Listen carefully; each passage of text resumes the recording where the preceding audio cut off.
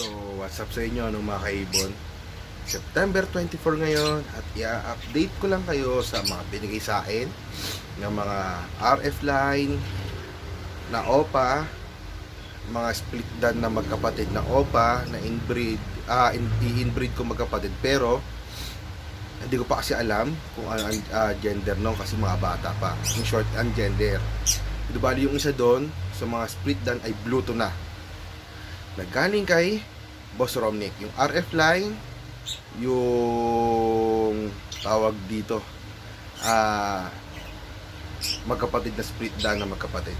So dubali, tapos yung isa doon, dubali lima yung binigay sa akin, 5 ibon. Yung panglima is pale follow, split dilute, split alpha if cock, normal if hen. So dubali ang binigay, tas meron pa rito nagbigay sa akin ay si Boss Arcon Aviary. Okay, so dubali ito ko sila siya ngayon, guys. Dubali yan, guys. Ito, update ko kayo. Yan ay RF line nagaling kay Boss Romnick. So dubali, di ko lang alam kung saan yung babae rito, no? Yan,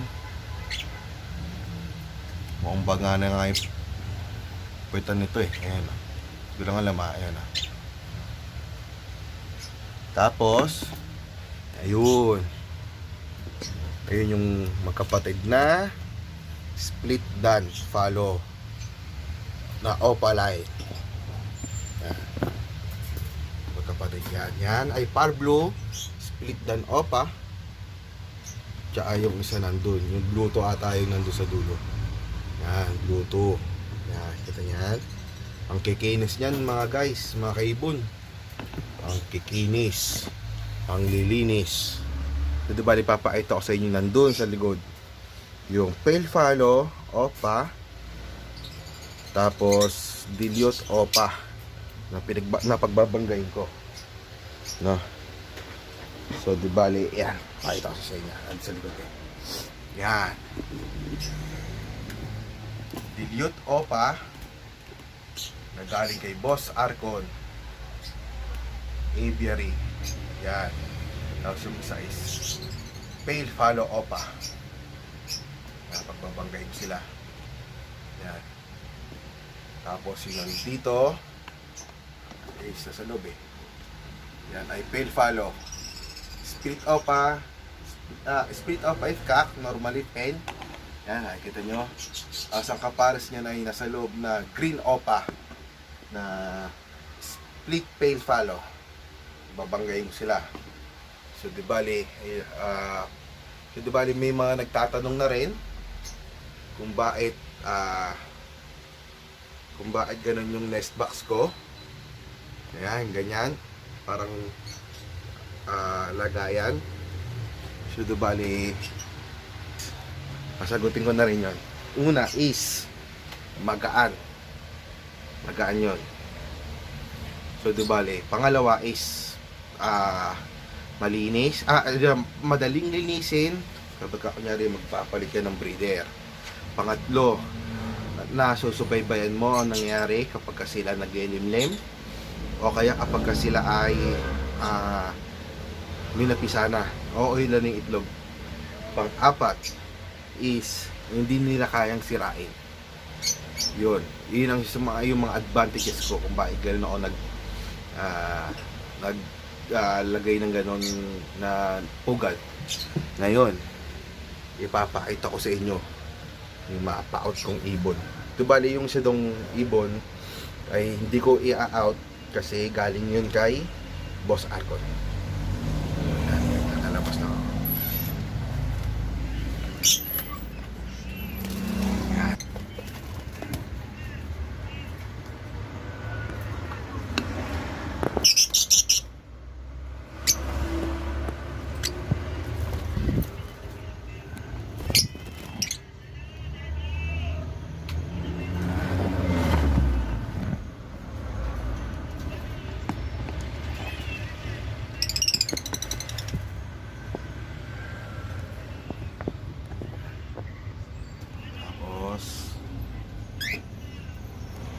Itong kaatela hindi ko a-out yan ha. Yun dito lang. Kita ba?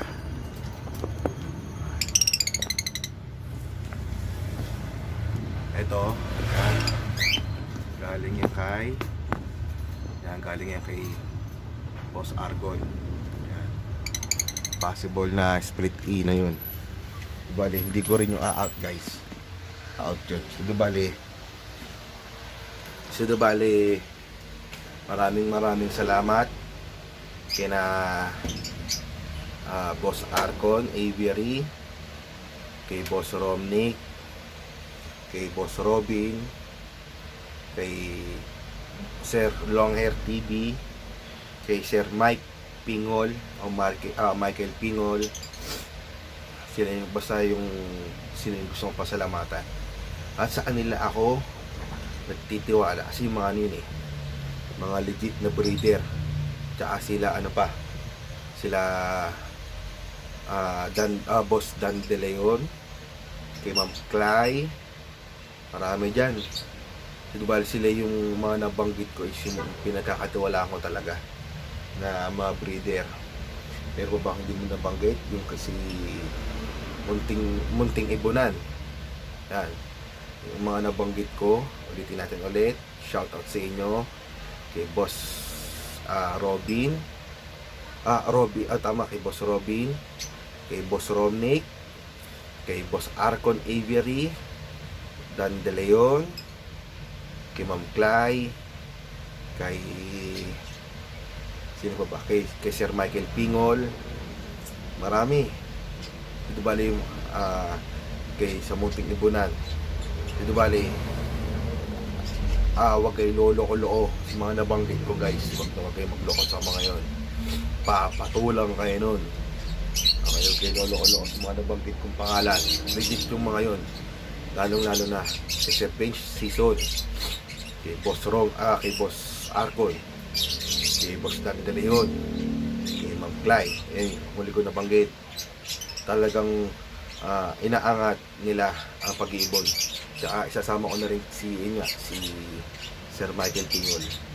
Lahat ng mga yan nagkakatiwalaan ko. So bali mag-give back din ako sa inyo someday. Di pa ngayon kasi wala pa wala pa. Ngayon guys, maraming salamat sa inyo. September 24 po ngayon. Bye bye.